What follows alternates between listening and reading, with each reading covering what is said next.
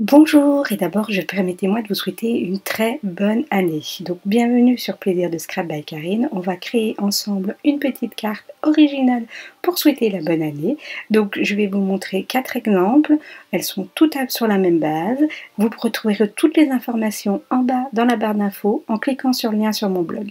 On passe à l'espace de travail. Je vais passer à la structure donc de la carte. Donc pour ce faire, je prends une feuille A4. Dedans je vais pouvoir en faire deux.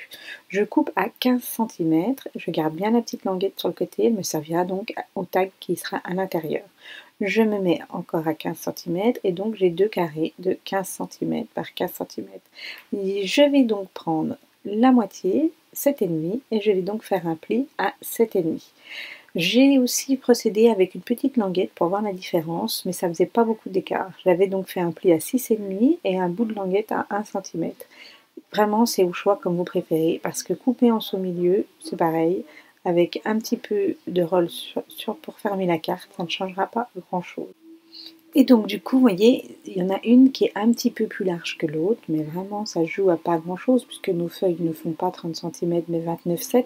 Et donc du coup, vraiment, ça ne va pas du tout empêcher le fonctionnement et la fabrication de cartes. C'est juste une question d'économiser du papier. Donc j'ai bien gardé mon rectangle qui sera mon petit tag que je pourrais glisser à l'intérieur. Je me suis donc servi de mon serre paisible avec la petite perforatrice parce que vraiment je trouve qu'il fait vraiment fête et je m'en sers quand même régulièrement dans mes petites cartes de fin d'année. Donc je le tamponne, j'avais sorti mon Stamparatus parce que l'avantage du Stamparatus c'est de pouvoir retamponner plusieurs fois au même endroit sans du tout que votre tampon bouge et donc avoir un tamponnage parfait. Du coup, j'en ai pas eu besoin. Ça, c'est vraiment, voilà, enfin, pas besoin de repasser plusieurs fois. Mais si j'avais eu besoin, j'avais pas besoin de gâcher de la feuille.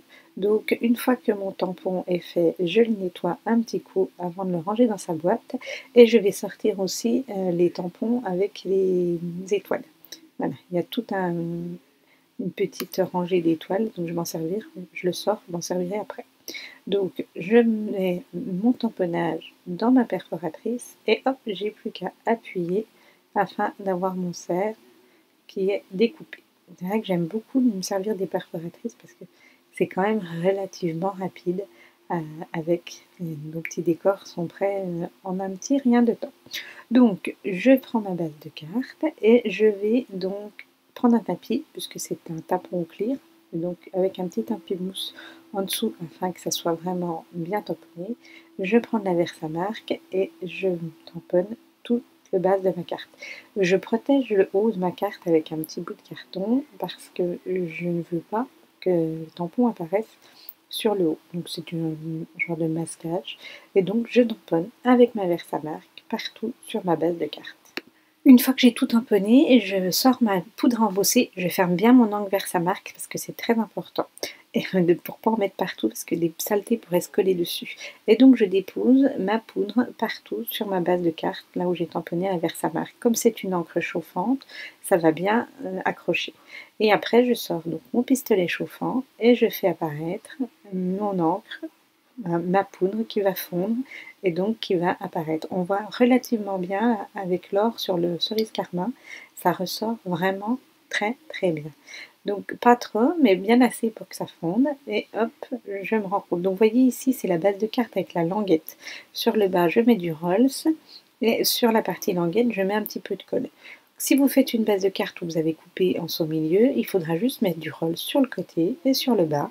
Ça sera largement suffisant. Alors, peut-être que le tag glisse un petit peu mieux à l'intérieur. Je sors une petite perfo, donc c'est celle de l'alphabet, afin de créer une petite encoche pour pouvoir y glisser mon tag. Je vais créer une petite étiquette avec donc mon sentiment, mais le tampon que je souhaitais prendre, Joyeuse année ma biche, j'avais pas du tout envie de faire apparaître ma biche, donc je vais vous montrer comment j'ai procédé. Avec mes feux de Stampin' White, en couleur toujours cerise carmin, sur un petit bout de papier que j'ai colorisé légèrement en cerise carmin, j'ai donc mis de l'encre que là où je souhaitais, et j'ai donc tamponné avec que les mots que je souhaitais faire apparaître. Je vais repasser donc ma petite étiquette, la réancrer dans le tampon encreur afin de vraiment ancrer correctement tous mes bords et je vais donc pouvoir passer un collage de tout ceci. Donc je mets des petits bouts de mousse 3D afin de donner un petit peu de relief à cette carte. Comme vous avez pu voir avec la chute de mon papier, donc j'ai créé un petit tag qui rentre, donc qui doit faire 6 cm, qui rentre dans notre carte pochette. J'ai, avec ma perforatrice Trio, taillé le tag pour faire une forme d'étiquette sur les coins et puis un petit encoche pour mettre le ruban. J'ai donc choisi un ruban rouge rouge et or et je l'ai passé, j'ai fait un petit nœud sur le haut de mon tag, je recoupe au ciseau en biseau afin de vraiment finir cette petite étiquette et regardez donc comme elle est très jolie. Afin de vraiment finir, je vais prendre mon tag, je vais redéposer avec de la Versamark des petites étoiles et je vais donc repasser de la poudre embossée or et rechauffer au gun afin de vraiment donner un aspect très fini à cette carte. Il faut vraiment penser aux détails sur la fin des cartes parce que parfois ça fait vraiment toute la différence. Et donc vous voyez, le fait que le tag soit repassé aussi avec quelque chose, donc vous verrez dans le deuxième exemple, c'est pas de l'encre embossée mais c'est du ton sur ton, je trouve que ça fait vraiment un aspect fini. Le deuxième exemple, donc on va aller un petit peu plus vite, donc toujours même principe, sauf que là j'en mets un petit peu moins, je fais juste un contour avec de l'encre Versamark et les étoiles. Et donc du coup, ça va me permettre d'embosser à chaud mon sentiment directement sur ma carte. Donc même principe que pour les étoiles, j'en passe à l'encre Versamark, je pose de la poudre embossée et je passe au pistolet chauffant.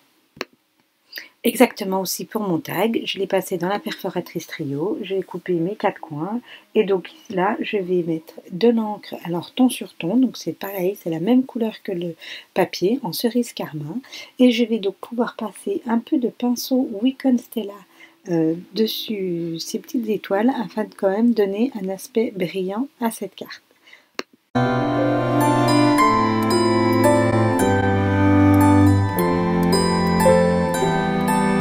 Je vous propose donc une troisième carte, donc on va aller un peu plus rapide et je commence par créer le sentiment. Donc je le passe à la poudre embossée, je mets donc à la perforatrice Trio afin de créer une étiquette. Pour réaliser cette carte-là, c'est de la récup, donc j'ai récupéré le fond, le sac friandise étoilé. Donc c'était des petites étoiles perforées sur le sac, donc j'ai récupéré cette partie de devant avec les étoiles perforées du sac, je découpe donc mon sac, je le repasse au massicot afin de faire vraiment quelque chose de droit et donc je vais me servir de ceci pour faire ma base de carte. Je pense qu'il n'y avait pas grand chose à rajouter, vous allez voir et me dire ce que vous en pensez. Donc sur ma base de carte, je retaille mon sac afin qu'il ne dépasse pas. Je vais donc pouvoir faire ma petite encoche, donc pareil, pour glisser mon tag et coller donc cette base que j'ai récupérée directement sur ma carte. Je vous l'expliquais au début de cette vidéo, il y avait deux façons de procéder. Ici, donc c'est une sans languette et j'ai juste mis un coup de roll sur le côté et sur le bas et je referme et donc j'ai une petite pochette qui a été relativement simple à faire. Je recoupe donc ma chute de rectangle afin que celle-ci rentre dans mon tag. Hop, je fais une petite encoche sur le haut afin de pouvoir y mettre mon bout de ruban.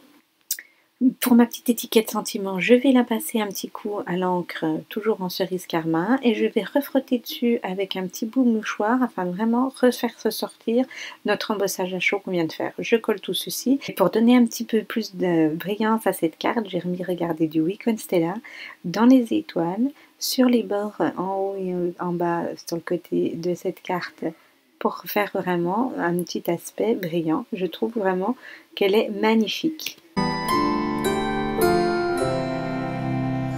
Dernière petite idée de carte, donc vraiment très très rapide, j'avais des tampons avec des guirlandes et des flocons, donc toujours le même principe avec de l'embossage à chaud, de la poudre embossée or sur du papier, donc cerise carmin.